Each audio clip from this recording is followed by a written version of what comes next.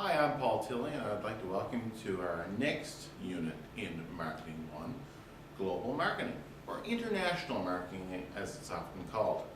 International marketing is marketing across international boundaries. So for example, Canada to the United States to Europe, Europe to Asia. These are all examples of times and places where goods and services get sold across international boundaries. Now, when we deal with international business, the world gets much more complicated. It's always a challenge to deal internationally because we have currency issues, language issues, political issues. All of these factors combine to make us think, is it really worth the trouble? However, there are very many benefits offered to companies and governments who want to deal internationally. And we need to recognize these benefits and understand why companies sell and buy abroad.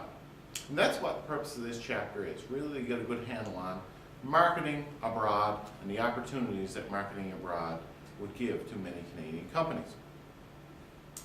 We need to start off with an understanding of how important international marketing is to Canada. Canada is a trading nation. We make our living, and our standard of living is dependent upon selling goods and services abroad. Canada only has about 30 million people. Very small market for the size of the territory. However, we are very well endowed with natural resources, such as minerals, oil and gas, logs, fish. All of these things are wanted across the world. And as a result, we are a prime country for going abroad. If we look a little closer at Newfoundland, Newfoundland's existence owes itself to international marketing. We are a very tiny market, 500,000 people. However, we sell goods and services around the world, and that has contributed to our standard of living and the reason we've lived here for the last 500 or so years. So you have to understand that international marketing comes with the challenges, but huge opportunities. And that's really what we need to get a hold of in the first section of this particular unit. When we look at international marketing, we sell stuff on one hand, and we buy stuff on the other hand. If we sell more than we buy, we have what's called a positive balance of trade. In other words, there's more being sold out into the world than is being bought from the world. And that's good. Canada enjoys a positive balance of trade. However, we could have a negative balance of trade too, and that occurs when we buy more than we sell. The United States is in that situation, for example. They buy huge quantities of goods and services from around the world. However, they do sell a lot as well, but not nearly as much as they buy. And this creates a trade deficit, which affects the economy in the long run. So we need to be able to ensure that we have a positive balance of trade. We also need to think about why is it we sell things? What advantage do we have? Now, if you look at Canada, for example, is land really an issue in this country compared to a country like Spain, which wouldn't have nearly as much land? Are resources an issue in this country? Do we have a significant wealth of resources, whereas other countries like Middle Africa may not have very many?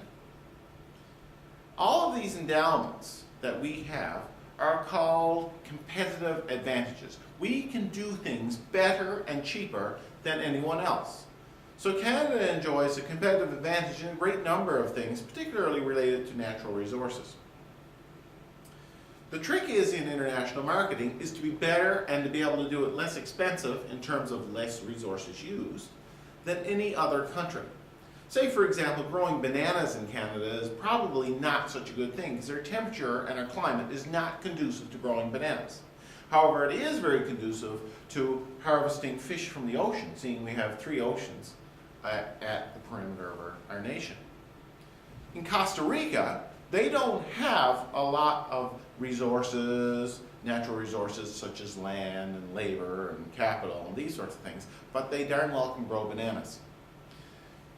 It is to our mutual advantage then to use what we do well, our natural resources, and them to use what they do well, their natural resources for growing bananas, and trade. And this is where the comparative advantage come in. We have a comparative advantage, for example, in fish, whereas they have a comparative advantage in terms of bananas. And mutually we can benefit by engaging in trade. So the whole purpose of trade is to be able to generate a mutual advantage. And if we can find some mutual advantage, we will trade with another country. So that kind of sets the standards for what we're looking at in this first section. Now we'll move on to the second section.